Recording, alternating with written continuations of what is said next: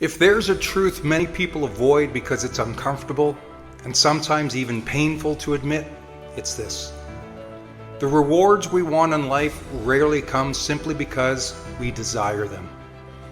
They come because we develop into the kind of person who can hold them, sustain them, and grow with them.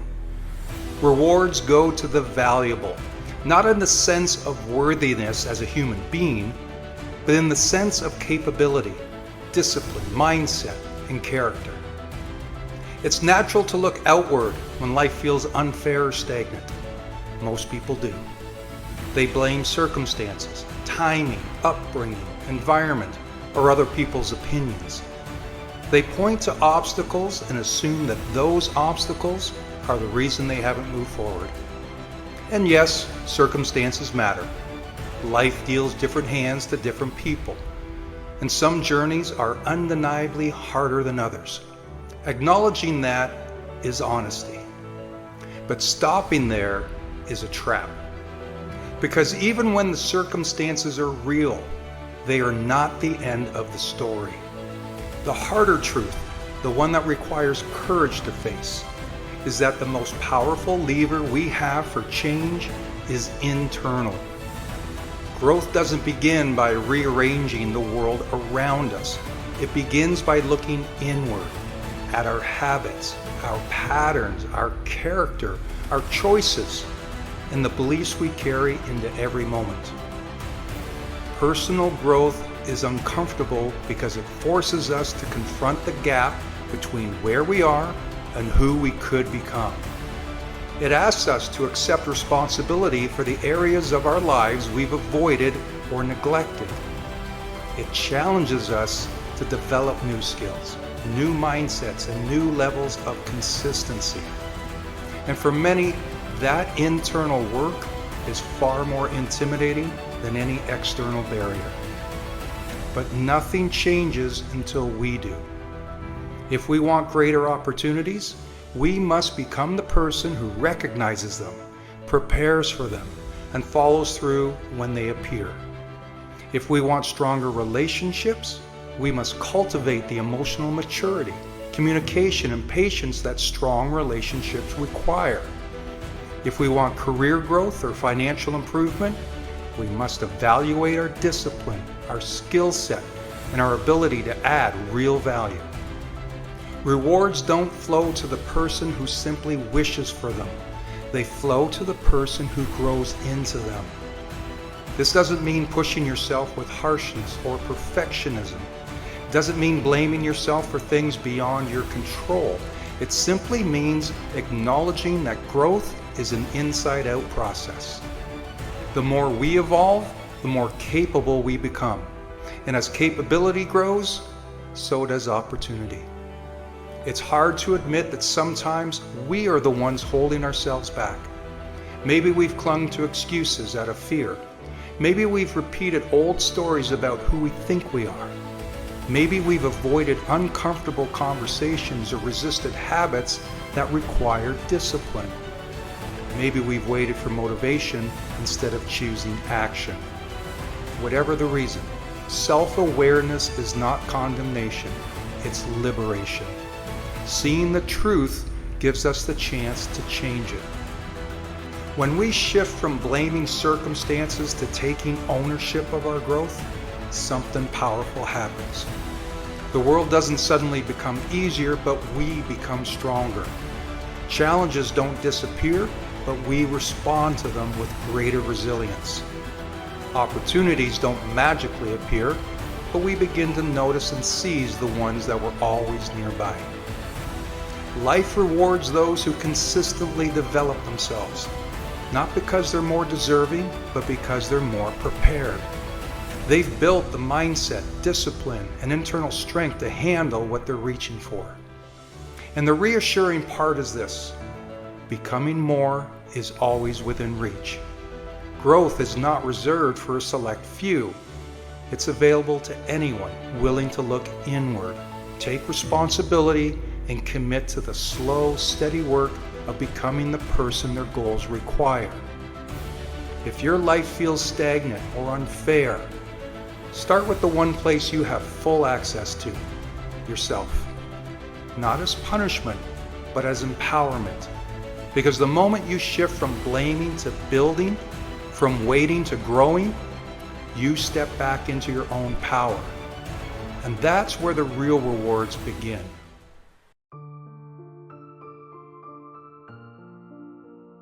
There are pressures we recognize and burdens we deny. Some are heavy in our hands, like weights we've been told to carry. These appear as work, bills, expectations, the constant demands of a world that never sleeps. You can almost hear them clink as they pile up, like in a backpack you're carrying, slowing your stride. But there are other weights, quieter, invisible. They don't make a sound, but they bend us just the same. They show up in the way you hesitate before speaking.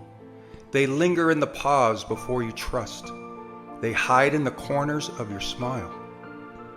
These are the weights of regret, shame, fear, the echoes of words that cut when you were young, the memory of doors that closed before you could step through, the moments you told yourself you weren't enough, and then carried that belief like an heirloom no one asked for, but somehow passed down.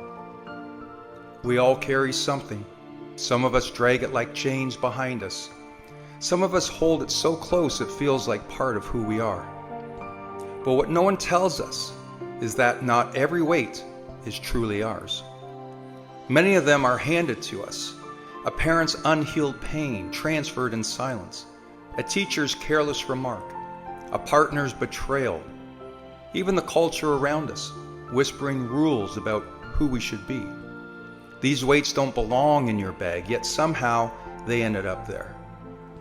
And because we've carried them so long, we forget to ask a simple question. What would life feel like if I put this down? Strength is not about holding everything together until your knees buckle. It's not about proving to the world that you can drag your pain another mile. Strength is the quiet decision to let go. The courage to say, your words do not define me. Your actions will not control me. These burdens are not mine to carry anymore. Imagine you're standing at the edge of a wide river. The water is calm, endless, and patient. You reach into your bag and take out one of these weights, doubt. You hold it in your hand, heavy but familiar. For a moment you hesitate. It almost feels wrong to release it.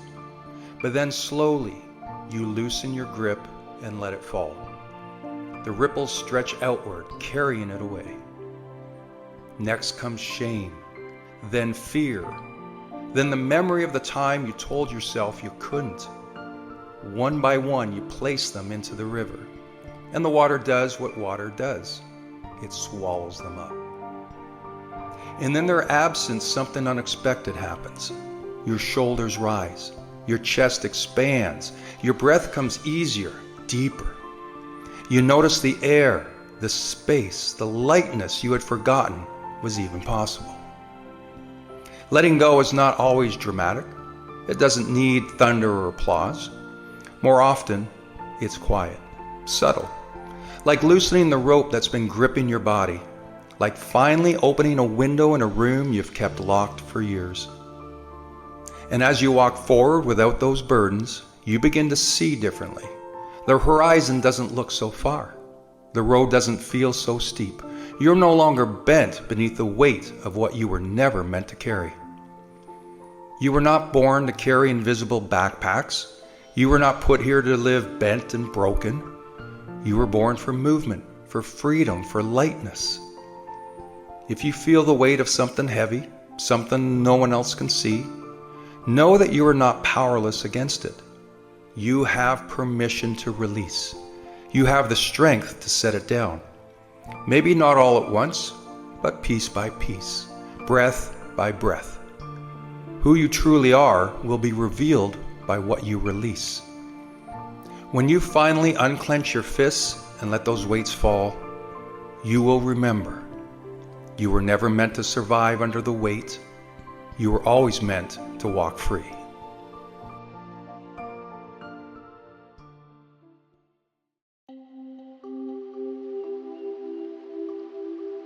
We're always being tested in ways we don't always see coming. It's a sudden change at work, a strained relationship, an unexpected news that rattles your world. It's in these moments that most of us either break under the weight of our emotions or try to numb them away. But there's a better option. It's called emotional agility. It's the strength to bend without breaking, or to move with life's challenges instead of being crushed by them. Now, if we're being honest, most of us were never taught how to work with our emotions. We were taught math and science and history, but rarely how to sit with disappointment, or how to handle anger without letting it explode, or how to embrace sadness without drowning in it. Instead, we either push emotions away, pretending they don't exist, or we get swept away by them. Emotional agility is the balance in between. For a moment, picture a tree in the middle of a storm. The stiff, rigid tree that refuses to bend, well, that's the one that snaps. But the tree that sways with the wind, that bends with the storm, it survives. It grows stronger because it endures. That's what emotional agility does for us. It doesn't remove the storm, but it gives us the flexibility to weather it. So how do we build emotional agility? Well, let me share 3 guiding steps. First, acknowledge without judgment. Too many of us label emotions as good or bad. Happiness is good, anger, bad. But emotions are just signals. They're data, not directions. When you feel anxious, it might be telling you that something matters deeply to you. And when you feel frustrated, it could mean your boundaries are being crossed. Instead of pushing feelings down or letting them control you, pause and say, "This is what I'm feeling. What is it trying to teach me?" And then second, create space between you and the emotion. Notice the difference between saying, "I'm angry" versus "I'm feeling anger." One ties your identity to the emotion, while the other reminds you that it's temporary. Anger, sadness, or fear, they're just visitors. They knock on your door, but they don't get to move in and take over the house. Naming your emotions creates space to respond rather than react. And third, move forward with values, not moods. This is the heart of emotional agility. Too often we let how we feel dictate what we do. I don't feel like working out, so I won't. I feel nervous, so I won't apply for that job. But when you act only on mood, life becomes unpredictable. Emotional agility means asking, what do I value? Who do I want to be in this moment? You might feel fear, but if you value growth, you take the step anyways. You might feel tired, but if you value health, you still choose to move your body. Emotional agility doesn't make life easier, it makes you stronger. It allows you to live with authenticity even when emotions run high. It allows you to stand in the middle of life's storms and know this may bend me, but it will not break me. Stop fighting your emotions or drowning in them. Instead, practice noticing them, creating space, and choosing values over moods. Because when you master emotional agility, you no longer fear the storm. You become the tree that bends and sways and ultimately grows deeper roots through every challenge. And that is how you build a life not ruled by emotions, but guided by wisdom.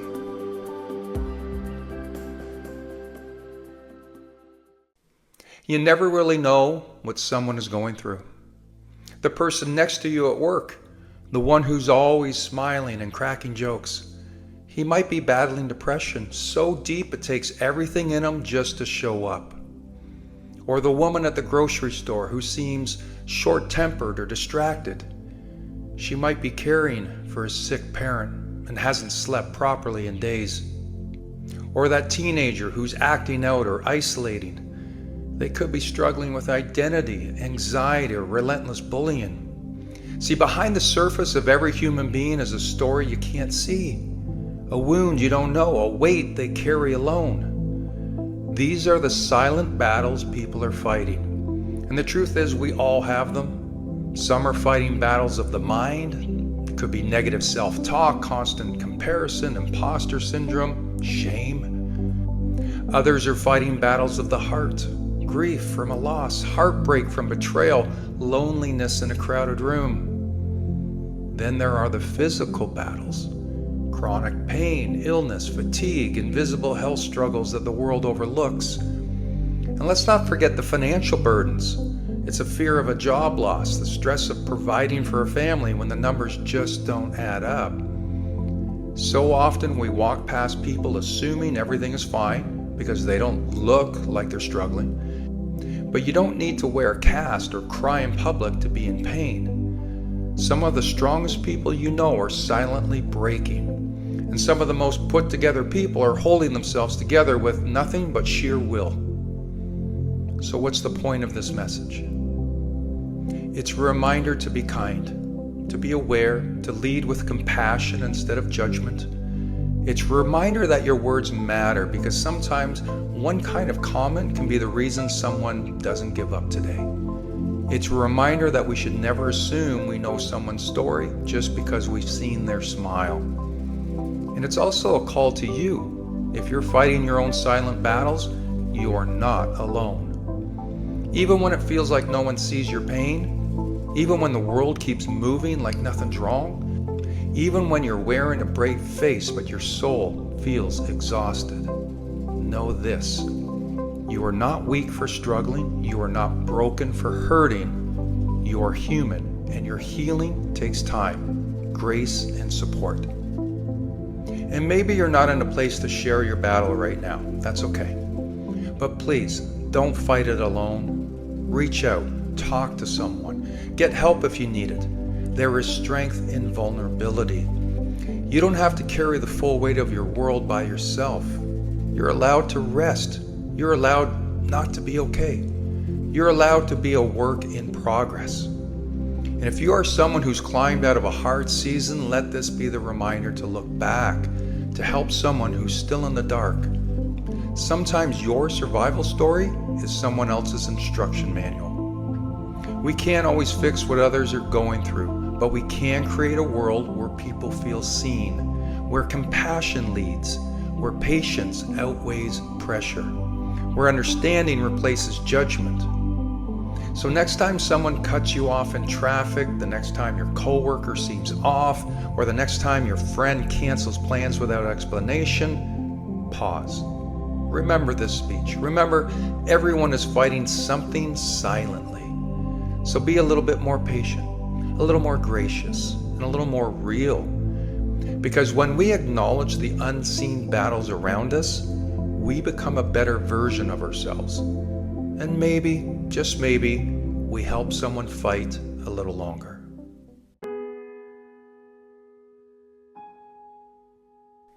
No truer words have ever been spoken, and that's this: no one's coming to save you. Not the perfect mentor, not the right moment, not the dream opportunity that lands in your lap. There are no shortcuts, no magic button, no person riding in to rescue you from your pain, your past, or your patterns. And that might sound harsh, even a little cold, but it's not meant to discourage you. It's meant to wake you up. Because once you accept that no one is coming to save you, you take all your power back. You stop waiting, you stop blaming, you stop outsourcing your life to circumstances, to people, or to luck. You stop sitting in the passenger seat and instead, you grab the wheel. See, the idea that someone else is going to fix it for you, that's a lie. Truth is, it's on you. It's on you to change. It's on you to heal. It's on you to rise.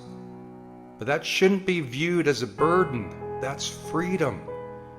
Because if it's on you, then you're not stuck. You're not trapped. You're not waiting anymore. You can move. You can act. You can shift your entire life starting today, Not because someone gave you permission, but because you decided to stop waiting. Yes, it's hard. Yes, it takes time.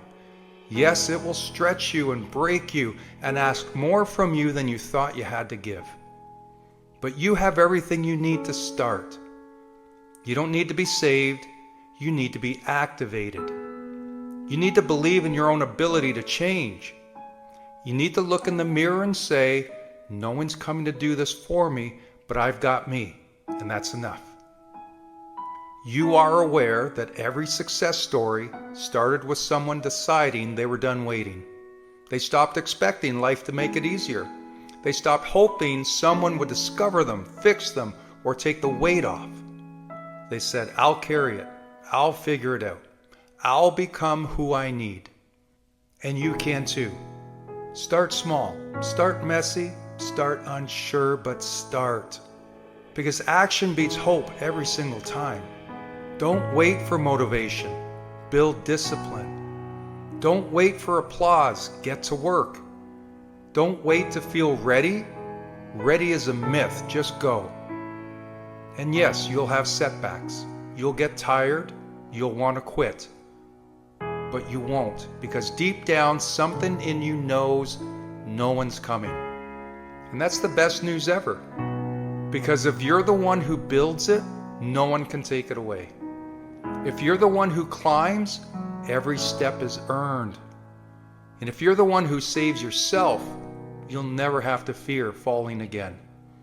You'll know how to rise. You'll know how to rebuild. You'll know the strength was in you the whole time. So stop looking for a hero and be the hero. Be the one who decides you're not waiting anymore. You don't need a rescue, you need a reason, a plan, a decision. No one's coming to save you, but guess what? You're already strong enough to save yourself. And that's the beginning of everything.